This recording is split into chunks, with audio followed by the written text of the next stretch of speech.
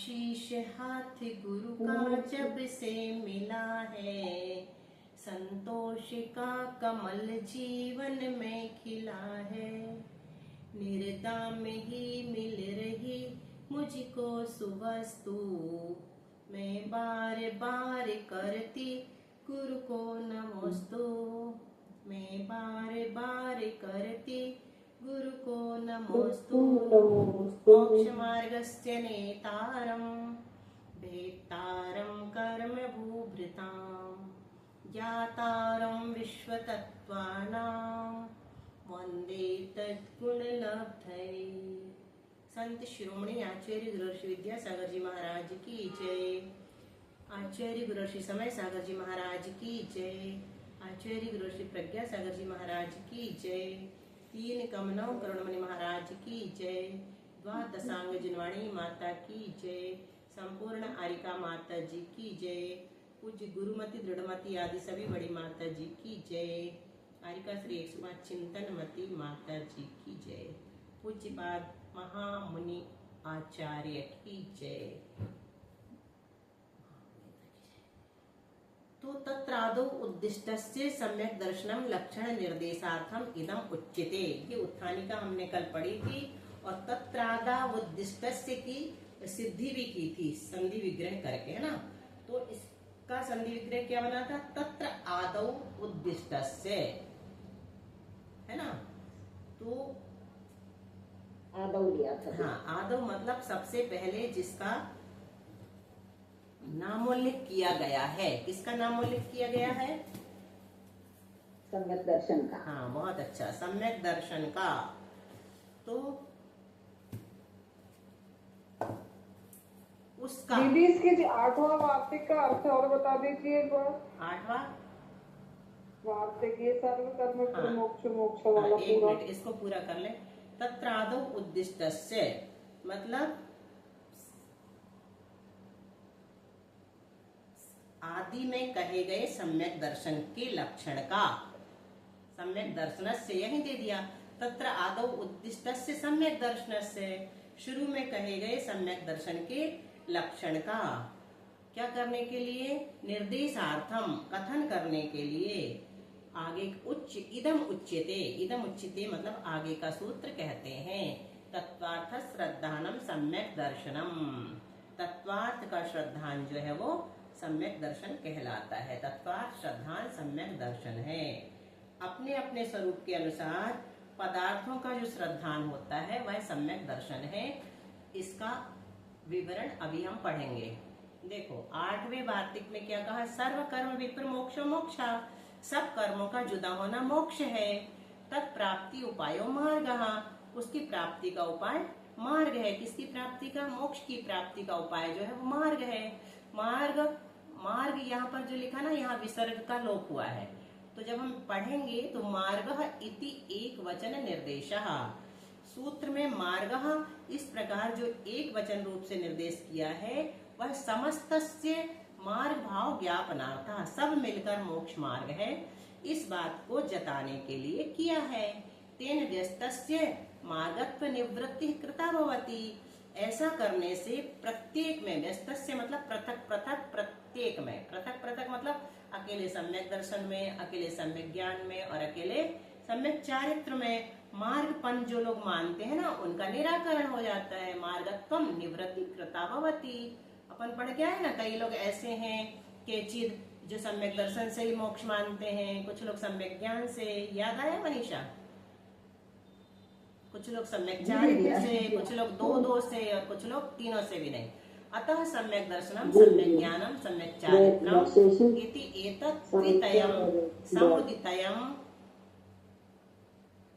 समुदितम मोक्षस्य साक्षात् मार्गो यानी साक्षात मार्गो वेदितव्यः।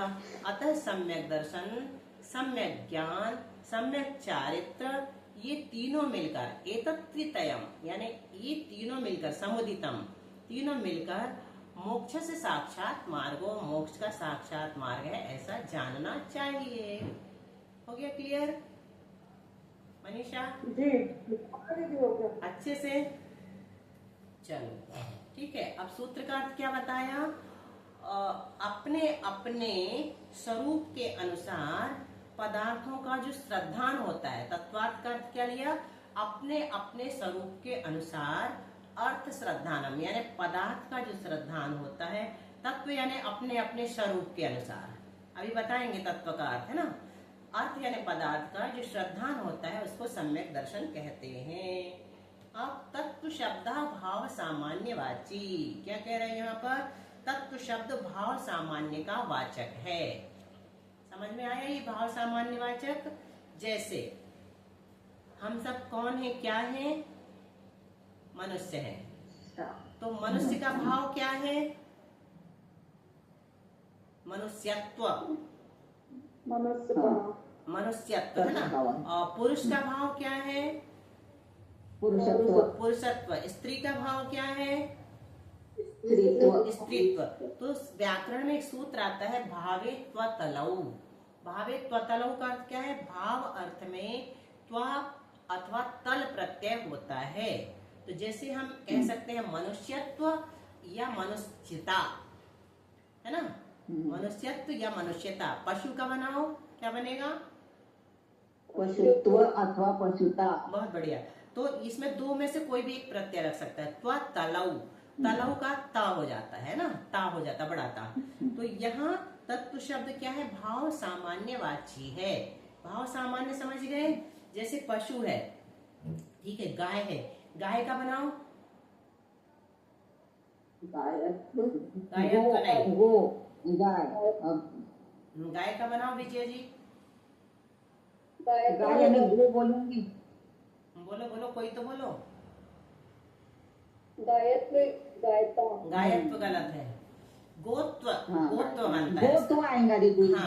गो यानी गाय और गोत्व आएगा ना। हाँ, आप बोलने वाली थी लेकिन फिर रुक गई आप, है ना। तो जैसे गोत्व है, ठीक है, गोत्व है तो को शब्द अलग है और त्वा शब्द अलग है। तो त्वा शब्द जो है वो गाय में गायपना बता रहा है ना, गायपना बता रहा है, उसमें गोत्व है। अगर गाय, है ना दीदी, विशेषण, नहीं विशेषण नहीं है, वो उसका भाव है। जैसे मनुष्य से ले लो, चलो गाय में आप दो नहीं बना पाओगे। जैसे मनुष्य है, मनुष्य में अगर मनुष्यत्व नहीं है ना तो वो मनुष्य ही नहीं है। क्यों?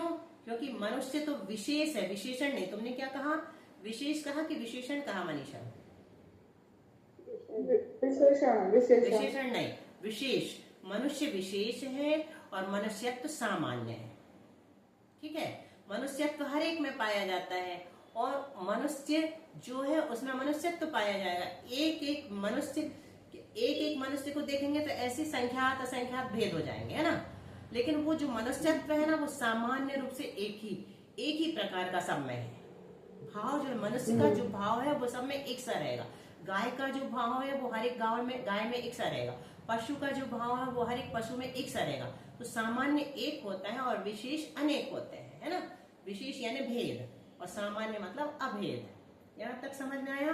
तो तत्व शब्द जो है ये दीदी ऐसा भी समझ सकते क्या दीदी, हम्म, तत्व को ऐसा समझ सकते, तत्भाव तत्व, तत् का भाव ही है वो। अच्छा जी, समझ में तो बहुत अच्छे से आया। उसी को आप कह रही हो, सही कह रही हो। जो आपने कहा ना वो गलत नहीं है, तत् का भाव। लेकिन वो कैसे बना यहाँ बता रहे, क्योंकि तत् यह सर्वनाम पद है। देखो दिख रही स्लेट, दिख रही है? हाँ दीदी दिख रही है अच्छे से? हाँ दीदी दिख रही है अच्छे से। क्या लिखा है? तत्व है, तत् प्लस त्वा। तत् में हम त्वा प्रत्यय लगा रहे हैं। तो यहाँ पर कोई संज्ञा शब्द ना होकर सर्वनाम शब्द है। तत् क्या है? ये सर्वनाम है, ठीक है। तो सर्वनाम शब्द में हमने त्वा प्रत्यय लगाया भाव अर्थ में। ये लिखा है क्योंकि तत् यह सर्वनाम पद है। तत् इति सर्वनाम पदम, ऊपर लिखा ना, तत् शब्दों भाव सामान्य वाची। आचार्य कहते हैं तत्व शब्द भाव सामान्य का वाचक है। कथम, कथम यानी कैसे? तो आचार्य कहते हैं तत् इति सर्वनाम पदम। तत् ये जो है ये सर्वनाम पद है और सर्वनाम सामान्य अर्थ में रहता है। जैसे हमने कहा तत् का अर्थ क्या होता है, किसी को पता है हिंदी में? क्या दीदी? बहुत अच्छा, वह वह हाँ, तो वह जो है ये किस में रहेगा, हर एक में रह जाएगा। जैसे हमने कहा कि सरोज पृथ्वीपुर में रहती है, वह रोज क्लास में आती है, तो सरोज में भी आ गया। हम बोलेंगे मनीषा नागपुर में रहती है, वह पाठशाला पढ़ाती है, तो वह हमने मनीषा को भी कह दिया। तो ये तत्सर्वनाम शब्द ऐसा है कि ये हर एक में लग जाता है ना। तो सर्वनाम सामान्य अर्थ में रहता है। सर्वनाम च सामान्य सर्वनाम पदम तद इति सर्वनाम पदम सर्वनाम च सामान्य वर्तते। सर्वनाम जो है वो सामान्य में रहता है। तस्य भाव तत्वम, अब इसका जो भाव है ना वो तत्व कहलाएगा। किसका भाव, तत् का जो भाव है वो तत्व कहलाएगा। यही बोला था ना आपने विजय जी।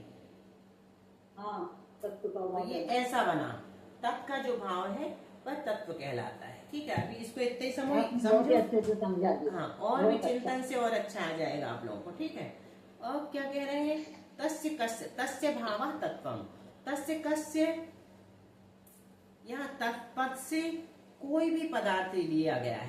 तत् से हम कोई भी ले सकते हैं। जैसे हमने कहा मतलब जड़ भी हो सकता है, चेतन भी हो सकता है। ठीक है, जड़ भी हो सकता है, चेतन को भी कह सकते हैं। जैसे हमने कहा कि वह गोल कोई पदार्थ रखा है, रिकॉर्डर रखा है, तो वह गोल रिकॉर्डर रखा है, आईपॉड रखा, वो मुझे बहुत अच्छा लगता है।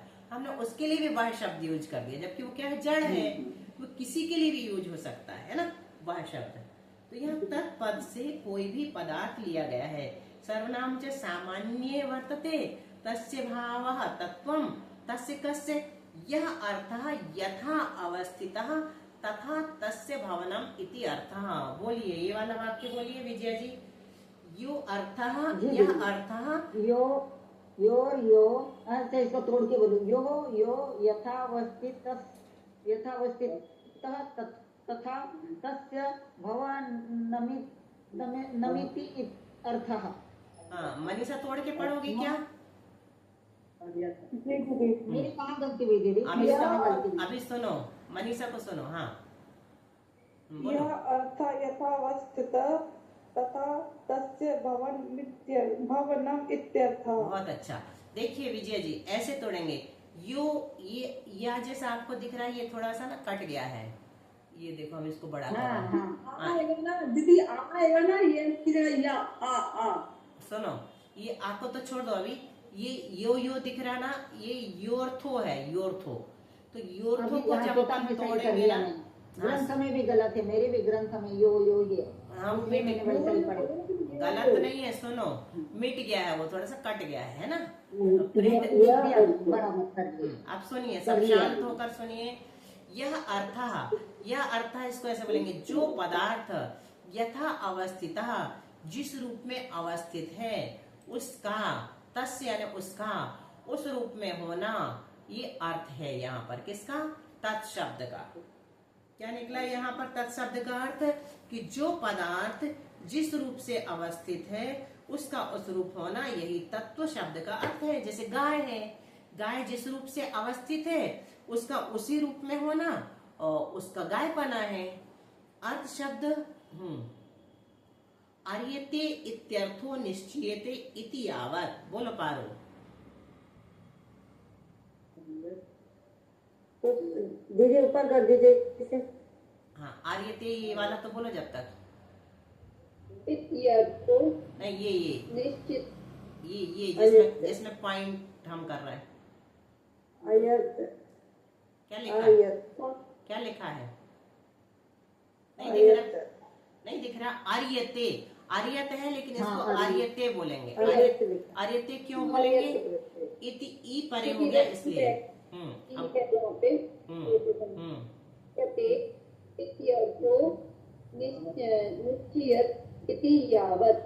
जब पढ़ते हैं तब ध्यान से सुना करो, तो तुम लोग रिपीट कर पाओगे।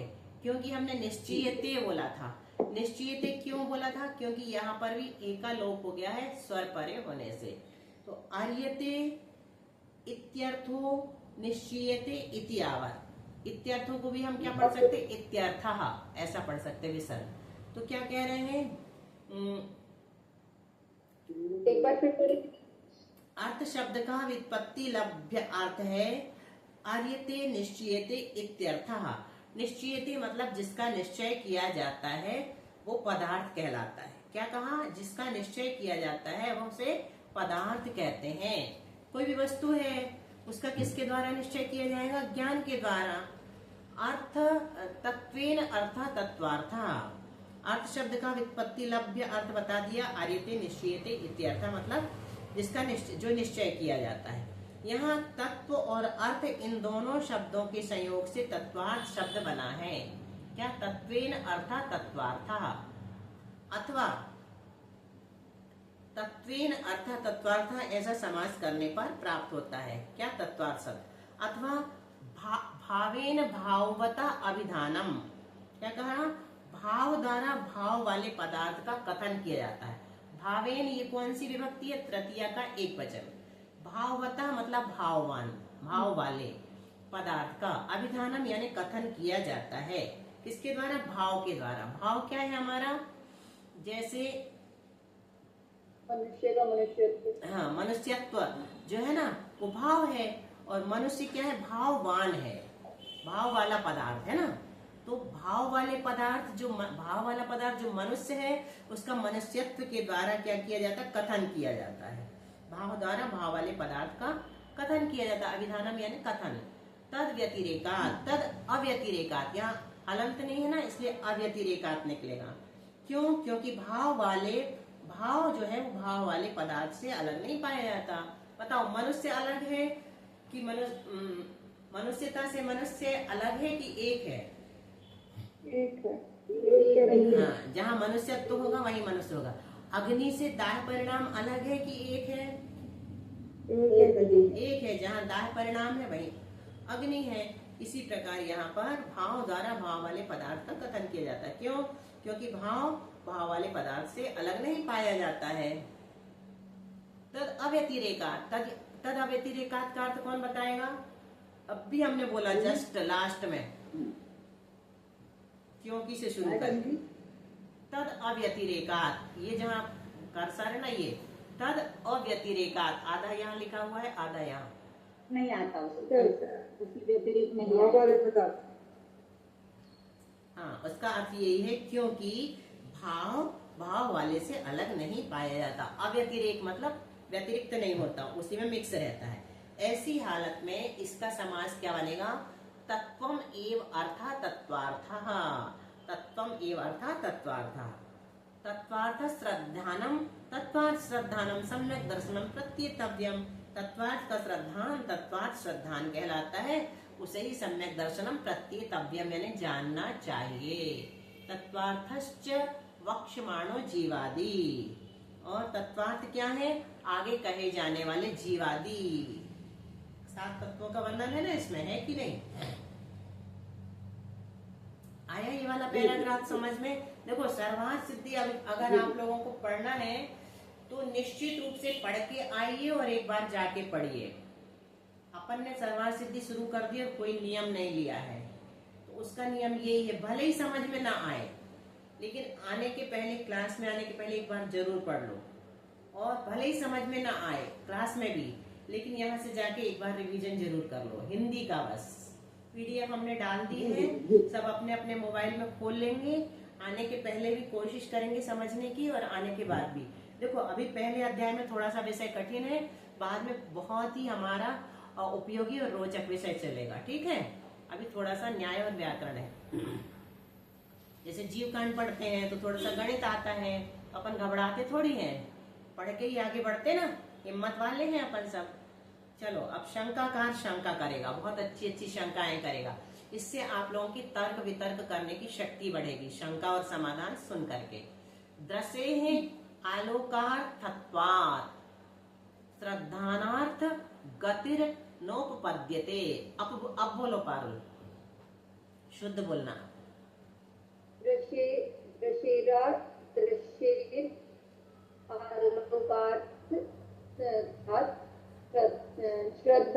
श्रद्धान अर्थ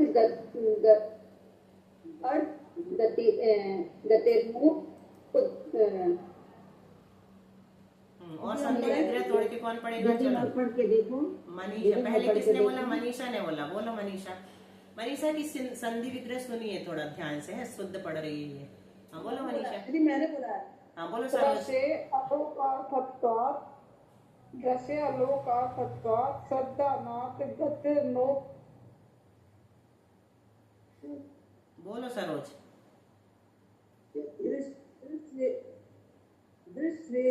दृश्येरा लोकात् तत्वात् प्रधाना गति गतिर्नोपपद्यते। हाँ शुरू का शब्द दीदी मैं बोलूं सुधारो, अभी? शुरू का दीदी शब्द मैं बोलूं? सुधारो। हाँ बोलो। हम पढ़े विषय है आलोकार्थ आलोकार्थत्वात् श्रद्धान अर्थ गति न उपपद्यते। हाँ अब विजय जी ने बिल्कुल शुद्ध पढ़ा, बिल्कुल शुद्ध है। अब मत सुधारो, आपका एकदम ठीक रहा है इस बार, सबसे अच्छा। ठीक है चलो अब सुन लो पहले अर्थ, बाद में फिर बाकी लोग पढ़ना। दृश्य है, दृश्य ही मतलब दृषि धातु से, ये पंचमी का एक वचन है। ठीक है, दृषि धातु से क्या बना है? दर्शन शब्द बना है। हाँ, दृषि धातु से कौन सा शब्द बना है?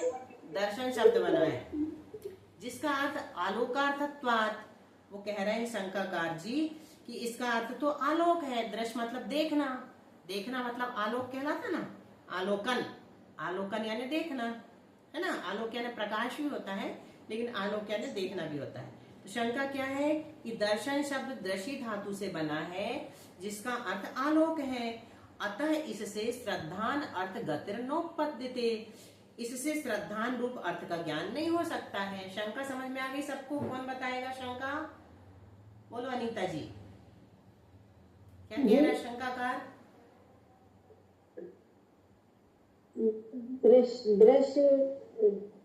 दर्शन शब्द दृषि धातु से बना है और उसका अर्थ देखना है। इससे श्रद्धान अर्थ का ज्ञान नहीं होता है, ऐसा उसने शंका की। तो आचार्य समाधान करते हैं, धातु नाम अनेकार्थत्वात् अदोषः। धातुओं के अनेक अर्थ होते हैं, इसलिए इसमें कोई दोष नहीं है। दृषि धातु का एक अर्थ आलोक भी है और एक अर्थ श्रद्धा करना भी है, तो कहते इसमें कोई दोष नहीं है। तो फिर शंकाकार फिर से कहता है प्रसिद्ध अर्थ त्याग कुतः इति चेत्, जो दृषि धातु का प्रसिद्ध अर्थ तो देखना है, तो आपने प्रसिद्ध अर्थ को छोड़कर के श्रद्धा अर्थ को ग्रहण क्यों किया? शंका समझ में आ गई विजय जी?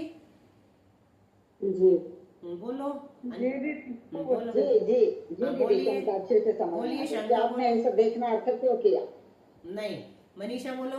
आपको त्याग कर देखना होता है तो श्रद्धान अर्थ क्यों किया? बोलो पारुल। आपने शिष्या दौरे से प्रश्न कर रहे हैं कि आपने प्रसिद्ध अर्थ को त्याग कर ये अर्थ क्यों लिया? ये तो सब प्रसिद्ध अर्थ देखना है, देखना को छोड़कर आपने श्रद्धा अर्थ क्यों लिया? सबने सही बोला, लेकिन सबने सही बोला, लेकिन शुरू यहाँ से करना है दृषि धातु का। किसका प्रसिद्ध अर्थ? ये तो आप लोग बता ही नहीं रहे, बिना सिर पैर की बातें कर रहे हैं। किसका प्रसिद्ध अर्थ? सबने सही बोला, लेकिन मुख्य पॉइंट शब्द है जो है छोड़ दिया। तो दृषि धातु का प्रसिद्ध अर्थ क्या है? देखना है। तो आपने प्रसिद्ध अर्थ को छोड़ करके अप्रसिद्ध अर्थ को ग्रहण क्यों किया? तो समाधान क्या करते हैं? मोक्ष मार्ग प्रकरणात्।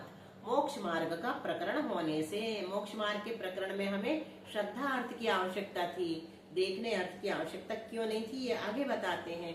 तत्वात् श्रद्धानम ही आत्म परिणामो मोक्ष साधनम युज्यते भव्य जीव विषयत्वात्।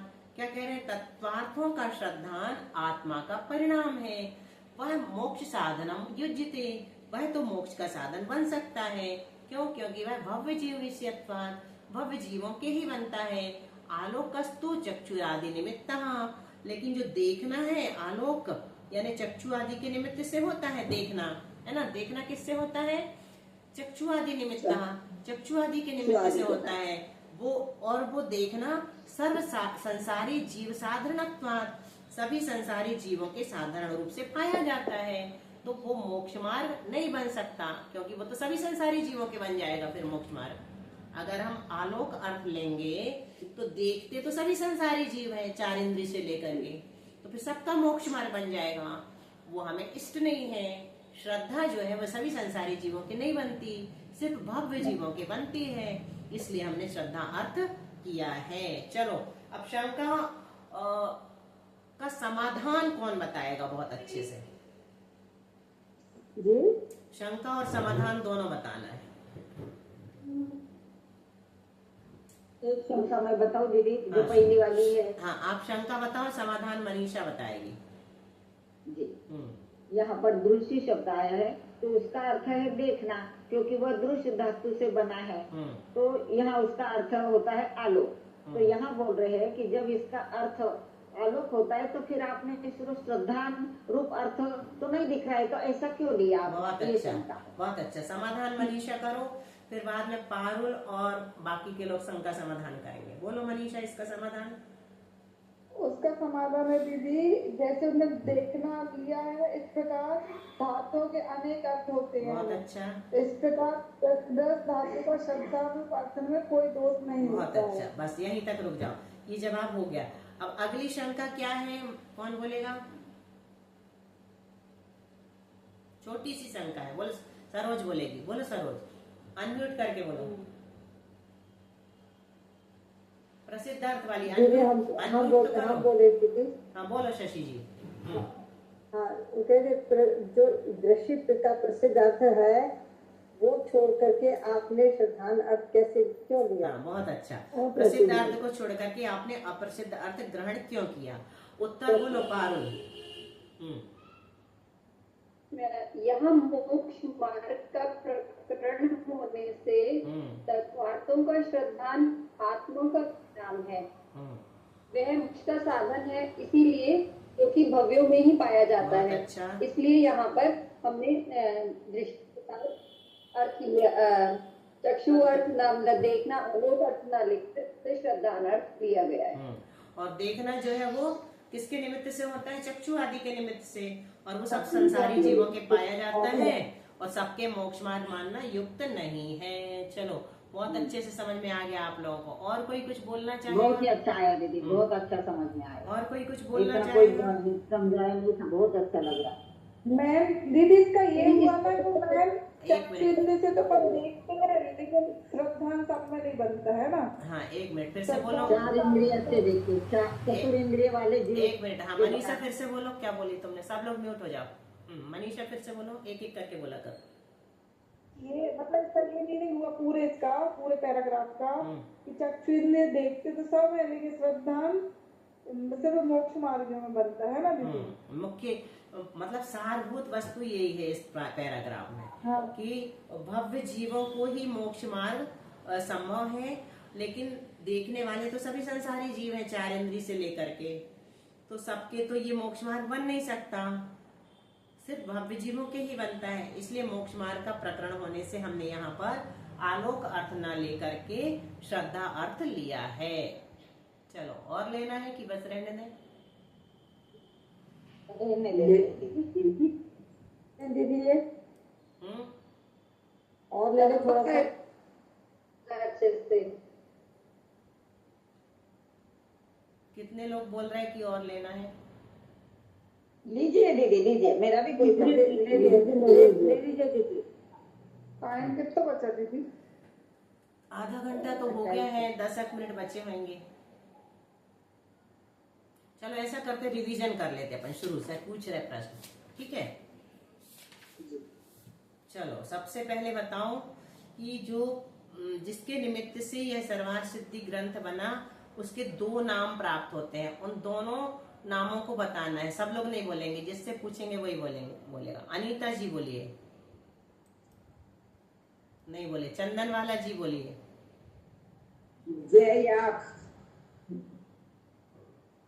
द्वैयाग, 2 नाम पूछ रहे हैं।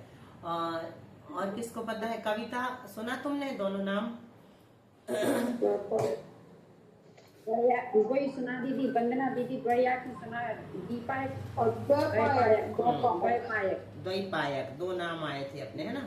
इसी में आए। एक बार आप फिर से बोलिए, स्पष्ट आवाज बराबर नहीं आई। द्वैयाक, सुनो, द्वैयाक और द्वैपायक, यही है ना? द्वैयाक और द्वैपायक।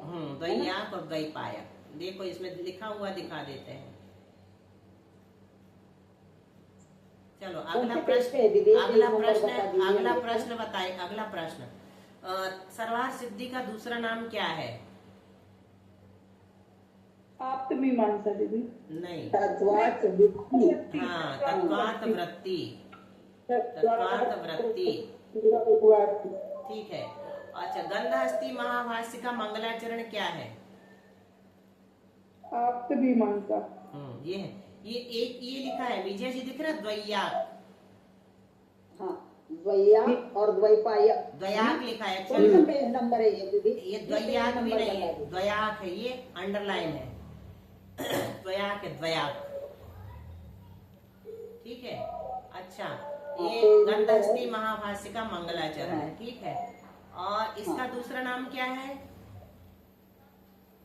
तात्पर्य वृत्ति। नहीं, आप्तमीमांसा का दूसरा नाम देवागम स्तोत्र। हाँ, देवागम स्तोत्र, ठीक है।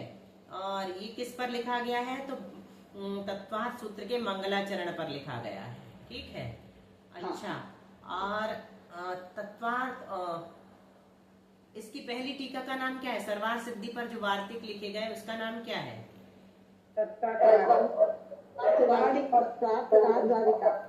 तत्वार्थ राजवार्तिक किसने लिखी है?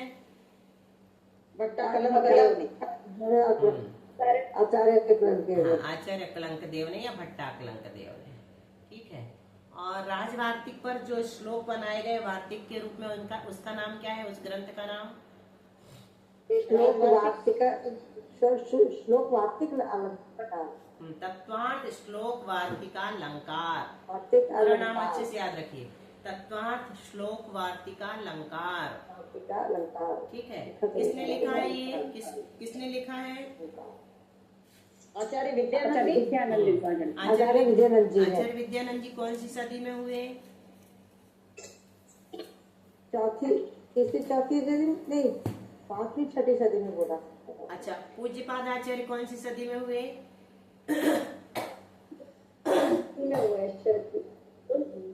आचार्य कुंद देव कौन सी सदी में हुए? प्रथम शताब्दी में ना आचार्य कुंद देव प्रथम सदी में हुए। आचार्य पूज्यपाद तीसरी सदी में हुए। आचार्य उमा स्वामी भी प्रथम सदी में हुए। और आचार्य पूज्यपाद तीसरी में बता दिया। अकलंक देव छठी सदी में हुए, ठीक है। कब हुए? छठी सदी में। और आचार्य माणिक्यनंदी नहीं, विद्यानंद जी 8वीं सदी में हुए, ठीक है। अभी इतने याद रखना। समंतभद्राचार्य भी 30वीं सदी में हुए, तीसरी सदी, तीसरी चौथी में ही माने जाते हो। चलो, अगला प्रश्न क्या है?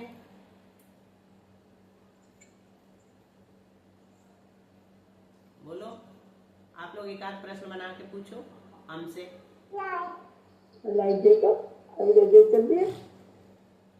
मार्ग सम्यक दर्शन सम्यक ज्ञान दर्शन चार। क्यों रखा दीदी? सम्यक ज्ञान के पहले सम्यक दर्शन क्यों रखा? हाँ, आवाज किसके पास से आ रही? बहुत डिस्टर्ब आ रहा है, बहुत डिस्टर्ब आ रहा है।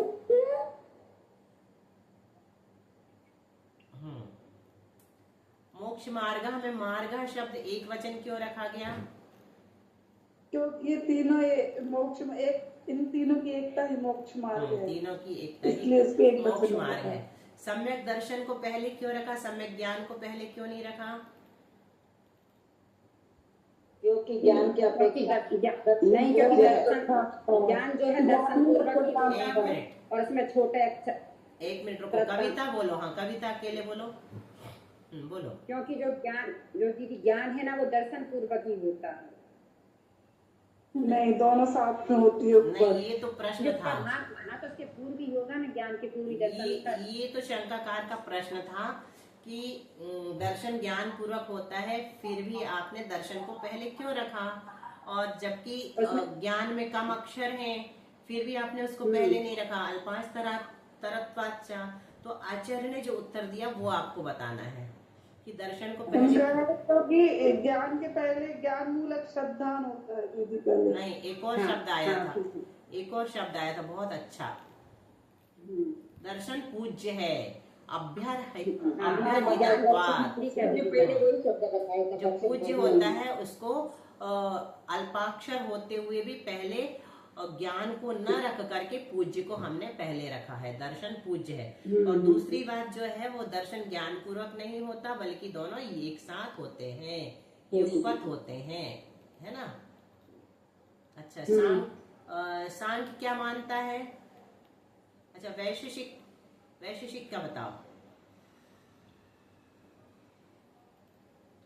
दीदी आदि गुणों का विनाश हो जाना ही आत्मा का मोक्ष है। हाँ, मोक्ष की बात पूछ रहा है, यही हमें सुनना था कि जब मोक्ष का स्वरूप बताते हैं वहां पर तीन वादियों का कथन करके खंडन किया, तीन वादियों के मत का खंडन किया है। तो कौन कौन से तीन वादी हैं वो? सांख्य, वैशेषिक और बौद्ध। बहुत अच्छा। तो सांख्य क्या मानता है? सांख्य मानता है कि मतलब ज्ञान से रहित है आत्मा, है ना, चैतन्य स्वरूप होकर के भी असत ही है, ऐसा मानने पर उसका स्वपर व्यवसाय लक्षण कोई आकार स्वरूप प्राप्त नहीं होता। और वैशेषिक ने क्या माना? बुद्धि आदि नवानाम आदि गुणों का नाश हो जाना। हाँ, बुद्धि आदि नवानाम गुणानाम उच्छेदा आत्मा का मोक्ष है। तो विशेष जो है वो क्या करता है? एक्चुअल में वैशेषिक शब्द को आप लोग ऐसे समझना, वैशेषिक को विशेष से बना है वैशेषिक शब्द, इकण प्रत्यय लगा करके। विशेष में इकण प्रत्यय लगाया तो वैशेषिक बन गया। तो विशेष का अर्थ क्या होता है? भेद होता है। ये क्या करता है? भेद करता है। आत्मा और ज्ञान में भी भेद करता है। आत्मा अलग है, ज्ञान अलग है। तो जैसे फेविकॉल से दो चीजें चिपक जाती है ना, ऐसे ही आत्मा और ज्ञान जो है वो समवाय संबंध से चिपक गए, ऐसा ये मानता है। तो जब मिल गए हैं तो जब मोक्ष होता है तो उनका फिर से पृथक्करण हो जाता है, बुद्धि आदि नवानाम गुणानाम उच्छेदा। तो ये आचार्य कहते हैं ये कल्पना भी असमीचीन है, क्योंकि विशेष जो है वो लक्षण से रहित वस्तु नहीं होती। तीसरा बौद्ध क्या मानता है? जिस प्रकार दीपक बुझ जाता है आत्मा की संतान का विच्छेद होना ही मोक्ष है। बहुत अच्छा। तो आचार्य कहते हैं जैसे गधे के सिंह केवल कल्पना के विषय होते हैं, स्वरूप सत्य नहीं होते, वैसे ही इस प्रकार का मोक्ष भी केवल कल्पना का विषय है, स्वरूप सत्य नहीं है। ये बात उन्हीं के कथन से सिद्ध हो जाती है। इस प्रकार मोक्ष का स्वरूप आगे 10वें अध्याय में और बताएंगे। चलिए, बहुत आप लोगों ने रिवीजन कर लिया है, काफी अच्छा चल रहा है, पीछे का भी चलते रहना चाहिए और आगे का भी। चलो अब जिनवाणी स्तुति कर लो। बोलिए विजय जी। विजया जी, जिनवाणी स्तुति। जिनवय नमो समीनं विषय सुरवीर्यनम् अमिदभूतं जरमरणवाहि हरणं क्षयकरणं सर्वदुःखाणम्। आगे बोलो हिंदी। पीयूष है, वो शायद गलत हो जाएगा। बोलिए आपकी बोलो बोलो मैंने। पीतेषु शीघ्र मिटति चिरवेदना है, विनाशिती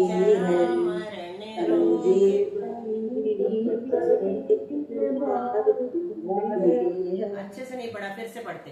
पीयूष है विषय सौख्य विरेचना है, पीतेषु शीघ्र मिटती चिरवेदना है, पाई जरा मरण रोग निवारती है, संजीवनी सुख करी जिन भारती है। दशांग जिनवाणी माता की जय। कल आप लोग घर पे रिवीजन कर लेना। सभी को सादर प्रणाम। सादर जय जिनेन्द्र, दीदी वंदना, सबको सादर जय। सबको वंदना चरण स्पर्श। दीदी वंदना करी, जय जिनेन्द्र। ठीक है, कल सब लोग घर पे रिवीजन कर लेना, ठीक है।